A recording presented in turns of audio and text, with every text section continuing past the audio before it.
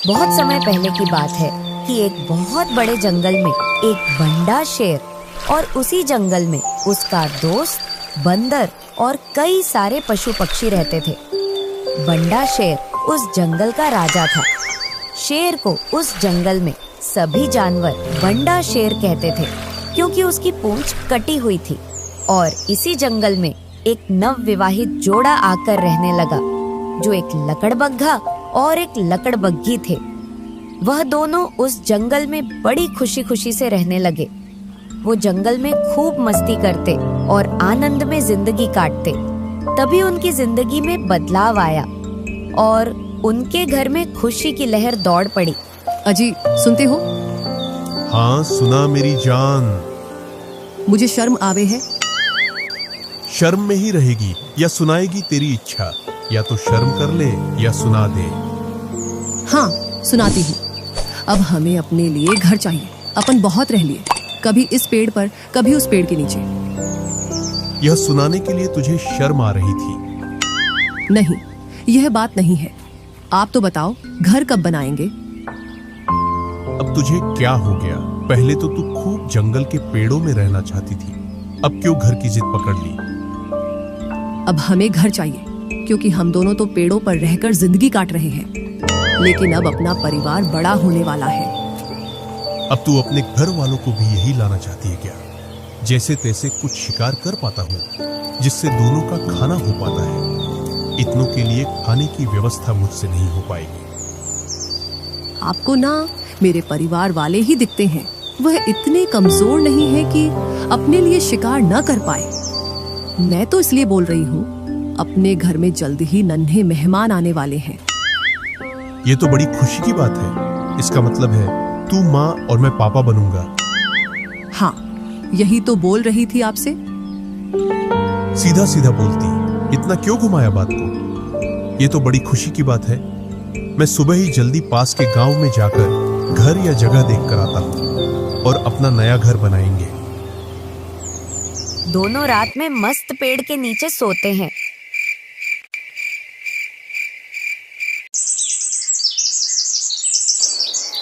और सुबह जल्दी उठते।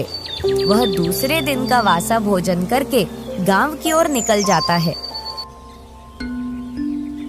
अरे वाह, ये गांव तो बड़ा सुंदर दिख रहा है। यहाँ के लोग भी बड़े शांत भाव के हैं। और वह धीरे धीरे गांव के पास पहुंच जाता है और उसे गांव की शुरुआत में गड्ढे और बड़ी बड़ी लकड़ियों के ढेर दिखते हैं।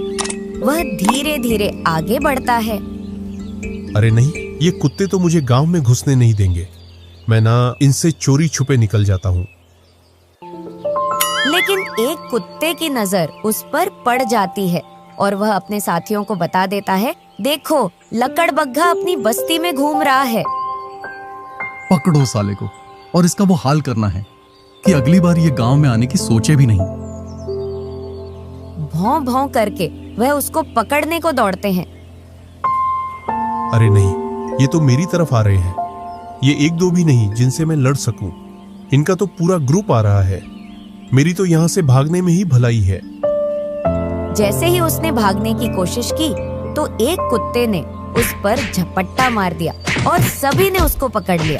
बग्गा कहीं भागता तो कहीं गिरता उठता, जैसे तैसे जान बचाकर भाग निकला। अरे राम, आज तो जान बच गई, नहीं तो कुत्तों का भोजन बन गया होता। चलो, जान बची, लाख उपाय। वह धीरे धीरे जंगल में पहुंचा और अपनी धर्म पत्नी को एक कागज दे दिया और बोला, यह ले घर की रजिस्ट्री के कागज। इसमें तो जगह जगह खून लग रहा है और आप भी घायल अवस्था में हैं और आपके जगह जगह घाव हैं। कुछ ना पूछ, भाग्यवान। आज तो तेरा सुहाग निपट गया होता, कुत्तों का भोजन बन गया होता। आप तो गांव में घर देखने गए थे, कुत्तों से दोस्ती करने नहीं। अब क्या ही बोलूं, हमारे पूर्वजों ने उन्हें जंगल से खदेड़कर भगा दिया था और तभी से वे हमारे कट्टर दुश्मन हैं। हाँ, अब कुछ ना पूछ भाग्यवान, बहुत जोर का दर्द हो रहा है। जल्दी से कुछ लगा जिससे मेरा दर्द कम हो जाए। पत्तियों का लेप लगाती हूँ। घर देखने के लिए गए थे, कुत्तों से मार खाकर आ गए और अपने आप को बाहुबली बताते थे। लकड़बग्घा मन ही मन सोचता है, मुझे अच्छा होने दे, फिर मिलाकर लाता हूँ, फिर देखता हूँ तुझे। इस जंगल में रहते रहते बहुत दिन हो गए, चलो कहीं घूम कर आते हैं। वह अपनी गुफा से निकलता है और दूसरे जंगल में घूमने चला जाता है।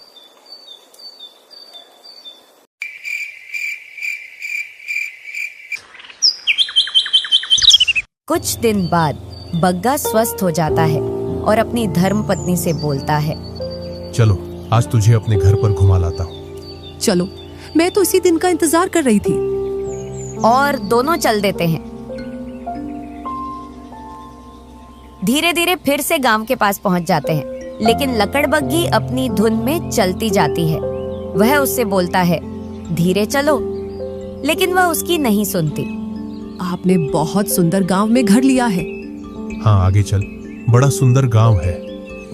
और जैसे ही पेड़ के पास पहुंचती है तो देखती है कि कुत्तों का एक ग्रुप उसको देखकर एकदम उसकी तरफ ही दौड़कर आ रहा है। भाग भाग्यवान भाग, कुत्ते पीछे पड़ गए। आज तो तूने मरवा दी। यह तेरे बाप दादा अपना भोजन बनाएंगे मुझे। ऊपर से मेरा पेट भारी, और इस हरामी ने मुझे इस मुसीबत में लाकर खड़ा कर दिया। यह तो जान बचाकर भाग निकला। आज तो मैं गई। कुत्तों ने लकड़बग्घी को कहीं काटा और कहीं घसीटा। उसकी हालत लकड़बग्घा से भी बेकार कर दी। हरी मोरी मैया, आज तो मर गई। खसम तो मुझे मरवाने के लिए लेकर गया था। क्यों, कैसा लगा घर? रोती हुई लकड़बग्घी, अब कभी ना जाऊं भूले से भी उस गांव में। उसमें तो बहुत हरामी कुत्ते रहते हैं। देखो मेरी क्या हालत कर दी। अब बच्चों को कहाँ रखेंगे? जंगल में ही झोपड़ी बनाएंगे या किसी गुफा में रह लेंगे। चलो यही जंगल में व्यवस्था देखते हैं। अब आप जल्दी से व्यवस्था देखो, क्योंकि टाइम नजदीक आ चुका है।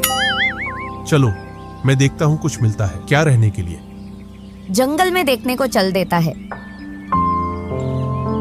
काफी देर तक घूमने के बाद उसको जंगल में एक शेर की गुफा दिखाई देती है।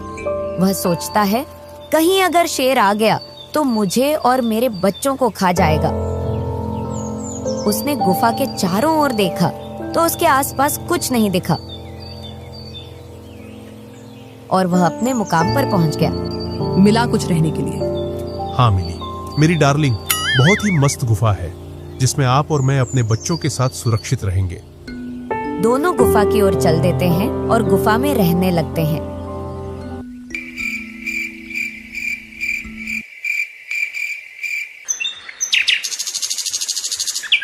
कुछ दिनों के बाद लकड़बग्घी के 4 बच्चे होते हैं। दोनों बहुत खुश होते हैं और अपने बच्चों के साथ बड़ी मस्ती से रहने लगते हैं। अब अपना परिवार बस गया है, अब हम आजादी से रह सकते हैं। इधर शेर दूसरे जंगलों में घूम रहा है और अपने मित्रों से मिल रहा है। खूब घूम लिया, अब अपने निवास पर चलता हूँ। इधर लकड़बग्घा को पक्षियों की चहचहाट और जानवरों की भागदौड़ सुनाई देती है। कुछ जानवर बोल रहे हैं, भागो भागो, बंडा शेर आया। चलो इस पेड़ पर चढ़कर देखता हूँ कि किधर आ रहा है। अरे नहीं, ये तो इधर ही आ रहा है।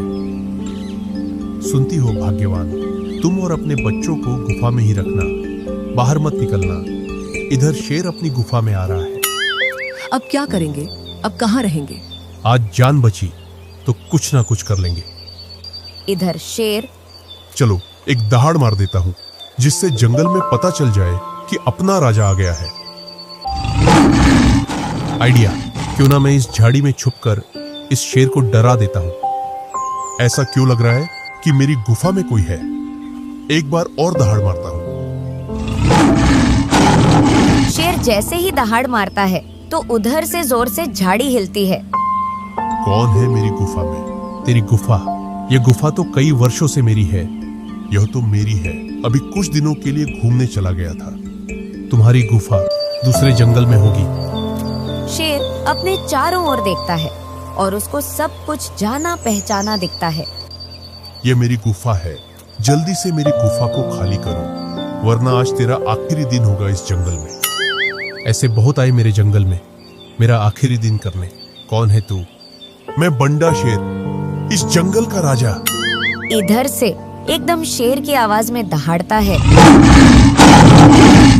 और जोर से झाड़ी हिलाकर बोलता है, मैं तेरा बाप बब्बर शेर हूँ।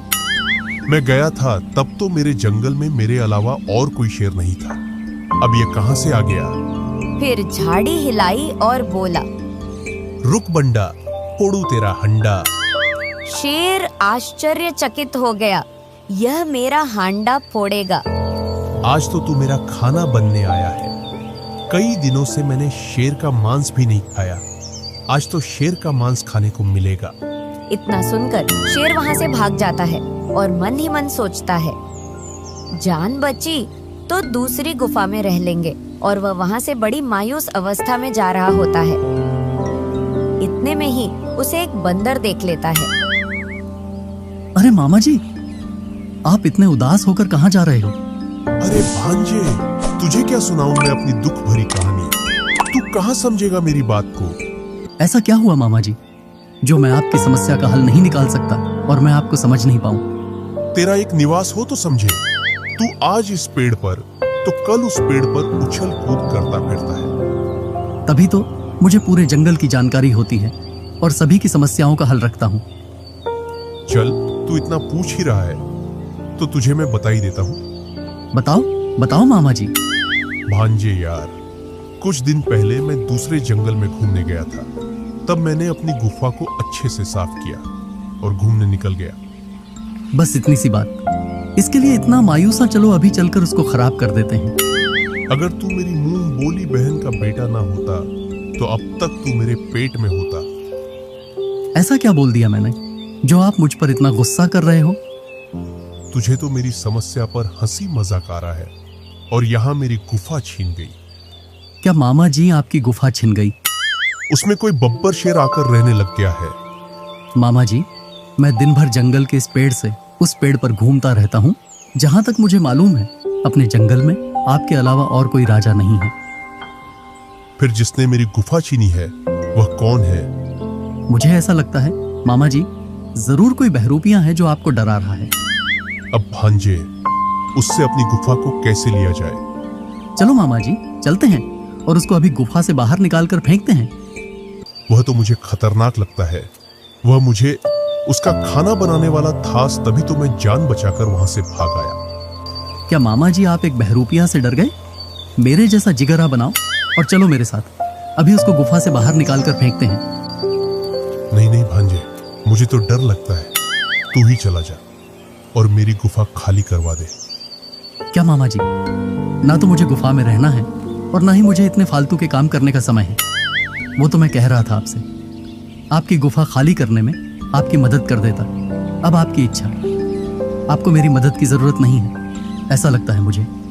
चल, मैं तेरे साथ चल सकता हूँ, लेकिन एक शर्त पर बोल। कैसी शर्त मामा जी? तू मुझे वहां पर अकेला छोड़कर तो नहीं भागेगा? मेरी पूंछ की कसम मामा जी, मैं आपको छोड़कर नहीं भागूंगा। तू तेरी सबसे प्यारी चीज की कसम खा रहा है, फिर तो तुझ पर विश्वास किया जा सकता है। हाँ मामा जी, चलिए फिर उसको भगाने। हाँ चलो, लेकिन क्या? अभी भी तुझ पर विश्वास कम है। चल, एक काम करते हैं, तेरी और मेरी पूंछ को बांध लेते हैं। मामा जी कैसी बात कर दी मामा जी, मैं आपके लिए जान दे सकता हूँ। पूंछ क्या चीज है, लेकिन मेरी भी एक शर्त है। बोल, तेरी क्या शर्त है? आप तो भागने में मुझसे कहीं ज्यादा तेज हो, मैं आपके बराबर थोड़ी भाग पाऊंगा। हाँ, ये भी सही है। और तेरी शर्त क्या है? मैं आपकी पीठ पर बैठकर चलूंगा। हाँ चल। दोनों इस तरह अपनी पूंछ बांध लेते हैं और गुफा की ओर चल देते हैं। अरे नहीं, बंडा शेर फिर से आ रहा है। लकड़बग्गा शेर को देखकर लकड़बग्गी से बोलता है, अरे सुनती हो? हाँ सुनाओ। बंडा शेर वापस आ रहा है। आज तो मारे जाएंगे और मेरे छोटे छोटे बच्चे उसका नाश्ता बनेंगे। तुम ना ये फालतू का रोना धोना मत किया करो। मैं जो कहता हूँ वह सुनो। हाँ सुनाओ। जब मैं बोलूं तब बच्चों को जोर जोर से रुलाना। आओ। मैं झाड़ियों में छुप जाता हूँ और एक खरगोश का बासा मांस अपने पास रखता हूँ। कैसा बब्बर शेर है तू? बाहर निकल। आज फैसला हो ही जाए कि इस जंगल का असली राजा कौन है। आज तू तो मरेगा ही, साथ साथ में बंदर को भी मरवाएगा। अरे मामा जी, ये तो बड़ा खतरनाक है। हाँ तेरे से, तभी तो बोला था मैंने। हम दो और वो अकेला। बुलाओ मामा जी, बुलाओ, अभी खदेड़ कर भगाते हैं। सुनती हो भाग्यवान? शेर डर गया। क्या पूरे परिवार के साथ में?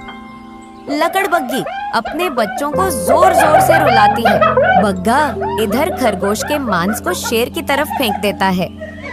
क्या हो रहा है भाग्यवान? बच्चों को इतनी तेज क्यों रुला रही हो? इनको खरगोश का मांस पसंद नहीं आ रहा है।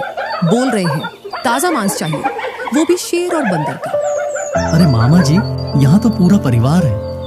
लगता है हमारी बोटी बोटी भी बांटी नहीं आने वाली है। आज कुछ भी हो जाए भांजे, मैं अपनी गुफा खाली करवा कर ही रहूंगा। अरे भाग्यवान, बच्चों की किस्मत बहुत अच्छी है। आज तो शेर और बंदर अपनी गुफा के सामने ही है। जल्दी से खाना लाओ, बच्चे जोर जोर से रो रहे हैं। भाग्यवान, पहले किसका मांस खाओगे? शेर का। तो ये लो शेर का मांस। भांजे भाग, मर गए तेरी बातों में। अब यहाँ तो पूरा परिवार खाएगा अपन को। और शेर जी छोड़कर वहाँ से भागता है और यह भूल जाता है कि मेरी पूंछ से बंदर बंधा है। बंदर उसकी पीठ से नीचे गिर जाता है। फिर बंदर घिसटता हुआ जाता है। बंदर अरे मामा जी रुको, मामा जी रुको कहकर चिल्लाता रहता है। बंदर कहीं इस झाड़ी से टकराया और कहीं उसे पेड़ से टकराया। बंदर की हालत बहुत गंभीर हो गई, लेकिन शेर का ध्यान उस पर बिल्कुल भी नहीं गया और वह घिसटता हुआ जा रहा है। आज बब्बर शेर का नाश्ता बन जाता, वही अच्छा था। एक बार में जान चली जाती, इसने तो मुझे पूरा छील दिया। शेर बहुत दूर जाकर रुकता है और दम लेता है और बोलता है, आज बंदर के चक्कर में मर गए होते। इतने में उसको बंदर का ध्यान आता है। वह अपने चारों ओर देखता है, बंदर नहीं दिखता। लगता है बंदर का शिकार कर लिया बब्बर ने। अरे मामा जी, शिकार उसने नहीं, आपने किया मेरा। अरे भांजे, तेरी ये हालत कैसे हुई? मामा जी, इतने भोले भी ना बनो। चिल्ला चिल्ला कर परेशान हो गया, लेकिन आपको तो मेरा ख्याल भी नहीं आया। मुझे माफ करना, मैं अपनी जान बचाने के चक्कर में तुझे भूल गया। सभी को अपनी जान प्यारी है, दूसरों की थोड़ी। हाँ भांजे, अब चलता हूँ। तू इस जंगल में रह, मेरा तो जंगल छिन गया। मैं और कहीं अपनी व्यवस्था देखता हूँ। हाँ ठीक है, लेकिन मामा जी आप डरपोक हो। ना तो आपने उसको देखा और ना ही उसको सामने आने दिया। उसने झाड़ियां क्या हिलाई, आप वहां से भाग आए। हाँ ये तो सच है, दोनों बार उसके पास गया और दोनों बार उसने झाड़ियों का सहारा लिया, लेकिन वो मेरे सामने नहीं आया। अब आप अपने आगे की व्यवस्था देख लेना, मैं तो चला। और बंदर वहाँ से चला जाता है। शेर कुछ देर के लिए सोच विचार करता है और निर्णय लेता है क्यों ना अपने मित्रों से मदद ली जाए, और वह अपने सभी शेर मित्रों को आमंत्रण भेजता है, साथ में अपना संदेश भी भेजता है। मुझे ऐसा लग रहा है शेर शांत नहीं बैठेगा, वह जरूर वापस आएगा। अब हमको नई जगह देखनी पड़ेगी। हाँ, कब तक डर के रहेंगे? इधर लकड़बग्घा को सामने ही एक बड़ा खजूर का पेड़ दिखता है और वह बोलता है, सुनती हो, कुछ दिन इस पेड़ के ऊपर रहकर देखते हैं शेर आता है या नहीं। हाँ। दोनों उस पर व्यवस्था जमा लेते हैं। इधर शेर के सभी मित्र एकत्रित हो जाते हैं और बंडा शेर की मदद करने आ जाते हैं और सभी गुफा की ओर आगे बढ़ते हैं। खजूर के पेड़ से लकड़बग्घा और लकड़बग्गी देखते हैं कि आज एक नहीं बल्कि बहुत सारे शेर आ रहे हैं। आज तो हम इनके आगे चटनी के बराबर भी नहीं थे। हाँ भाग्यवान। लेकिन इन्होंने अगर हमें खजूर पर देख लिया तो आने देते हैं, फिर देखते हैं। इधर शेर और शेर के मित्र गुफा के चारों ओर देखते हैं, उनको कुछ नहीं दिखाई देता। तभी एक शेर की निगाह ऊपर खजूर के पेड़ पर पड़ती है और वह बोलता है, वो सामने के पेड़ पर रह रहे हैं। फिर सभी शेर बारी बारी से खजूर पर चढ़ने की कोशिश करते हैं, लेकिन चढ़ नहीं पाते। तभी वे एक सलाह बनाते हैं, एक के ऊपर एक चढ़कर वहां देखा जाए, आखिर है कौन और उसको नीचे गिराकर यहीं खत्म कर देंगे। बंडा शेर नीचे ही नीचे खड़ा होता है। फिर सभी शेर एक के ऊपर एक चढ़कर खड़े हो जाते हैं और वह ऊपर तक नहीं पहुंच पाते। एक शेर की कमी रह जाती है। ऊपर वाला शेर सभी से बोलता है, सभी मजबूती से खड़े हो जाना, मैं छलांग मारूंगा। इतना सुनकर लकड़बग्गा को लगता है आज तो मर गए। उसने दूसरी साइड से देखा तो उसे नीचे ही नीचे बंडा शेर दिखा। आज ही सुनती हो। हाँ, सुनाओ, क्या बोल रहे हो? उठाओ सोने का डंडा, फोड़ू बंडा का हंडा।